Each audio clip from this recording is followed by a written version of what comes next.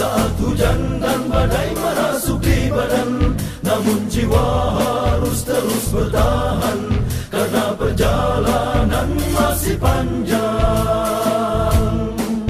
Kami adalah tentara Allah, siap melangkah menuju ke medan juang. Walau tertatih kaki ini berjalan, jiwa perindu syahid tak akan tergoyahkan.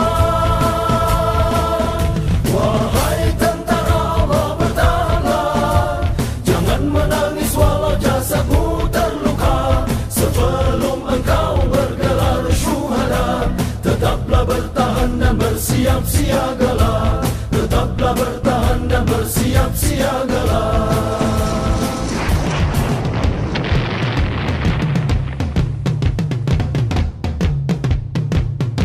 Gunung tinggi menjulang, samudra luas membentang, adalah lahan peneguhan. Hutan rimba, padang gersang, jadi ajang pembuktian. Hujan badai, terik panas kerontang, pastikan hiasi perjalanan. Saat langkah telah diayunkan, pantang surut ke belakang hingga sampai ke tujuan. Bertahanlah dan bersiap siagalah. Langkah-langkah berduri menyusuri rawa lembah dan hutan, berjalan di antara tebing curam, semua dilalui demi perjuangan. Letih tubuh di dalam perjalanan, saat hujan dan badai merasuk di badan, namun jiwa harus terus bertahan, karena perjalanan masih panjang. Kami adalah tentara Allah, siap melangkah menuju ke medan juang. Walau tertatih kaki ini berjalan, jiwa perindu syahid tak akan tergoyahkan. Wahai tentara Allah, bertahanlah, jangan menangis walau jasad terluka. Sebelum engkau bergelar syuhada, tetaplah bertahan dan bersiap siagalah. Tetaplah bertahan dan bersiap siagalah. Tetaplah bertahan dan bersiap siagalah.